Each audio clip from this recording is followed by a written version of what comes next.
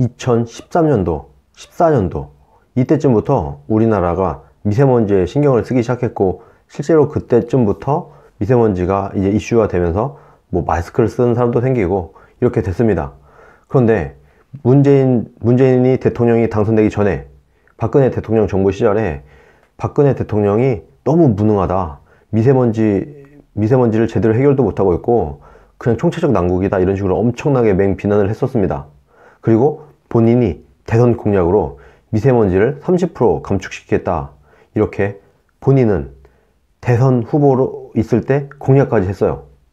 그러고 나서 꽤 지나서 제가 작년 12월 달에 그 방송을 한 게 있는데, 그때 또 미세먼지가 한창 이슈였어요, 우리나라에.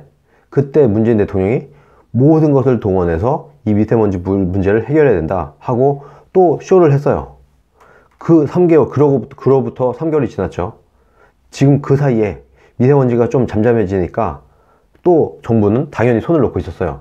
문재인 정부는 발등에 불이 떨어져 있을 때만 일을 하는 척을 합니다. 그러다가 발등에 불이 딱 꺼지면 또 안 해요. 왜냐면 국민들이 별로 관심 없으니까.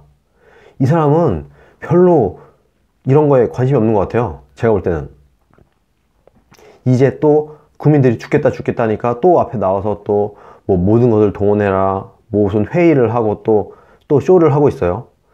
그리고 나서 이번에는 너무 심해서 이제 도저히 안 되겠으니까 드디어 중국 얘기를 슬쩍 했습니다. 그러면서 우리가 중국과 뭐 인공강우를 뭐 협력을 해서 뭘 해보겠다 하면서 중국에다가 오히려 우리가, 야, 니네 때문에 우리 못 살겠어, 니네가 너무 미세먼지를 우리 쪽으로 보내다 보니까 우리가 너무 힘드니까 너네 좀 어떻게 좀 해줘 라고 해야 될 문제를 감히 이 속국인 문재인 정부의 마인드 자체는, 대한민국은 아주 작은 나라고 중국은 엄청나게 큰 나라이기 때문에 우리가 어떻게 감히 중국한테, 이렇게 작은 나라가 이렇게 대국한테 뭐라고 할 수 있겠냐, 이런 생각으로 아주 그냥 머릿속을 꽉꽉 채운 분이에요. 그러다 보니까 감히 그런 얘기는 못하고, 그래서 굳이 한다는 말이 뭐냐면, 우리가 공조를 해서 협력을 해서 뭐 우리나라의 추경을 편성해서까지, 대한민국의 추경을 편성해서까지도 우리가 중국과 협상을 해보겠다, 이렇게 얘기를 했어요. 즉 우리나라 돈을 쏟아 부어서라도 중국에서 이 문제를 해결해 보겠다, 혹은 중국의 이 인공강우 기술 발전에 자금을 우리나라가 대주겠다, 이런 얘기를 들고 나왔습니다. 그러니까 이제 적반하장도 유분수인데, 중국에 있는 외교부가 미세먼지 책임이 중국이라는 증거가 있냐, 이런 얘기를 내놨어요. 당연히 문재인 정부는 아무 말도 못하고 있죠. 그런데 박근혜 정부 2015년도에 아베랑 리커창이랑 한중일 대기오염 협력을 구축을 했습니다. 그 시절에는. 그리고 그때 당시에 박근혜 대통령은 아주 현명한 방법을 생각을 했어요. 중국에 있는 공장들이 문제잖아요. 이거 누구나 다 아는 거 아니에요. 중국 사람들 모를까요? 중국 사람들도 다 알아요. 그 증거가 2016년도 G20을 중국에서 개최했을 때 중국에 있는 공장들을 스톱을 시켰어요. G20을 위해서. 그때 해가 떴다는 얘기를 중국 사람들이 했습니다. 실제로 중국도 알고 있는 거예요. 자기네 이 공장들, 수백 개, 수천 개에 달하는 중국에 있는 공장들이 미세먼지의 주범인 걸 알기 때문에 그 공장들한테 국가가 보조금을 주면서, 야, G20 기간에는 뭐 이렇게 뿌옇고 이러면 좀 모양이 안 좋으니까 공장을 좀 쉬던가 아니면 감축을 해라 하면서 돈을 나눠준 거예요, 공장들한테. 그래서 공장들이 문을 닫고 쉬었죠, G20 기간 동안. 그랬더니 어땠어요? 하늘이 맑아지고 파란 하늘을 되찾았죠. 그리고 G20이 끝나고 나서 다시 공장을 돌리니까 다시 뿌연 하늘이 돌아왔고요. 말하자면 중국도 다 알고 있는 겁니다. 자기 때문에, 자기네 공장 때문에 이 미세먼지가 많다는 걸. 그리고 우리나라 사람들도 이제는 좀 인식을 할 때가 됐어요. 우리나라 경유차가 문제고 우리나라 공장이 문제라고 하면, 우리나라가 중국에서 우리나라 방향으로 바람이 안 불 때도 우리나라의 미세먼지가 문제가 심각해야 되는데, 대한민국의 미세먼지는 아직까지는 중국에서 우리나라로 바람이 불 때만 심각해져요. 그 외엔 괜찮아요. 즉 중국에서 날라오는 미세먼지만 아니면 우리나라는 그래도 괜찮다, 대기의 질이 괜찮다 라는 거예요. 물론 문재인 정부 들어서 조금은 나빠졌어요. 왜? 탈원전을 했기 때문에. 탈원전을 해서 석탄 발전으로 열심히 돌리고 있잖아요.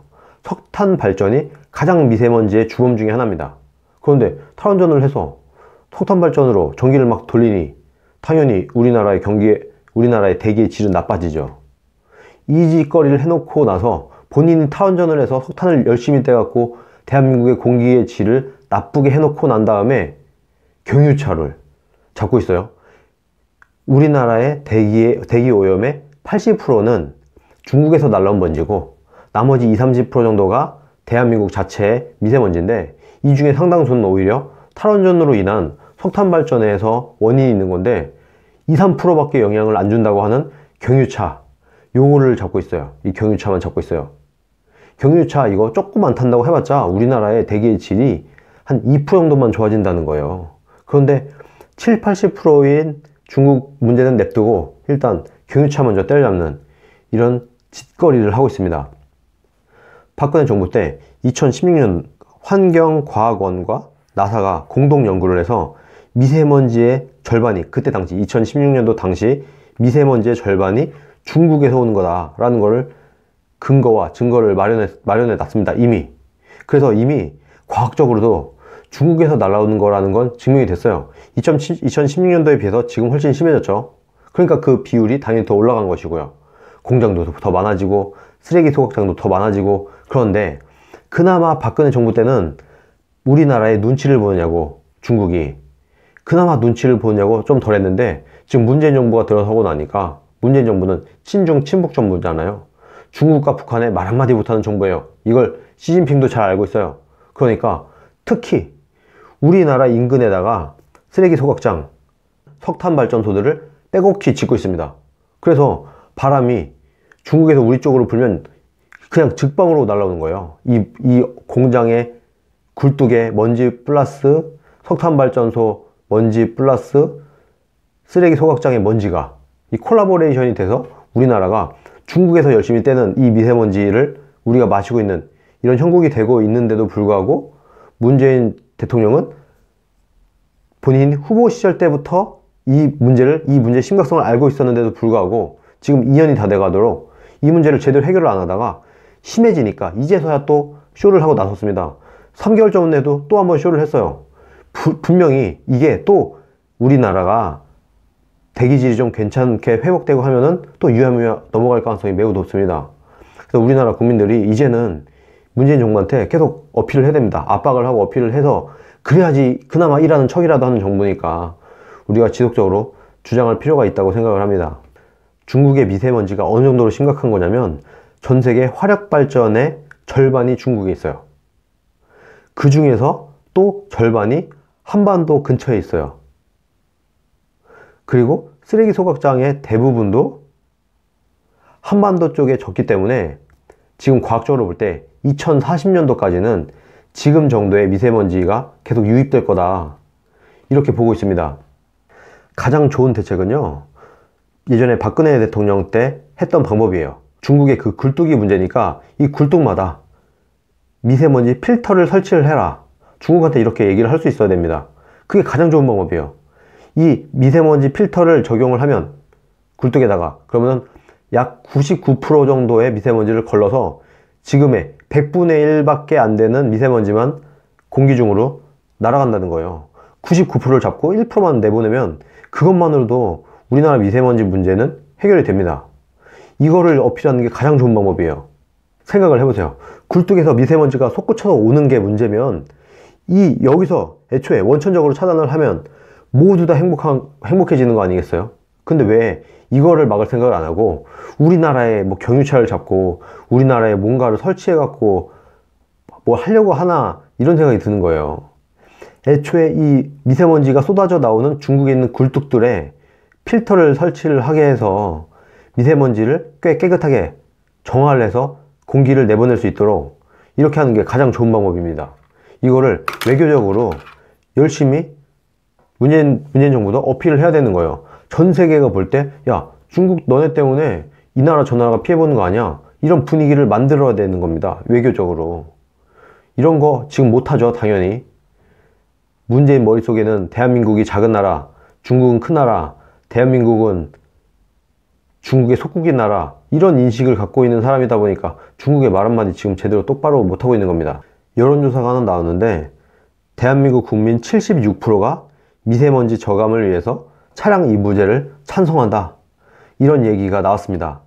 뭐 이게 이 여론조사 결과가 그렇게 신빙성이 있는지는 둘째 문제고, 그래도 적어도 꽤 많은 사람들이, 절반 정도에 달하는 사람들이 이 경유차가 문제다라고 인식을 하고 있는 것 같아요. 국민들이 그만큼 잘못 알고 있다는 거예요.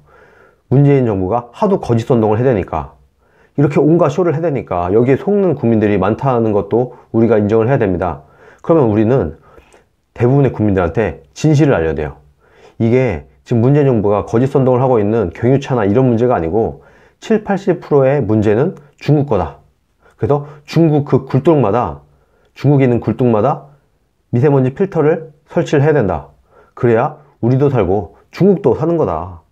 이렇게 우리가 주장을 해야 된다고 생각을 합니다.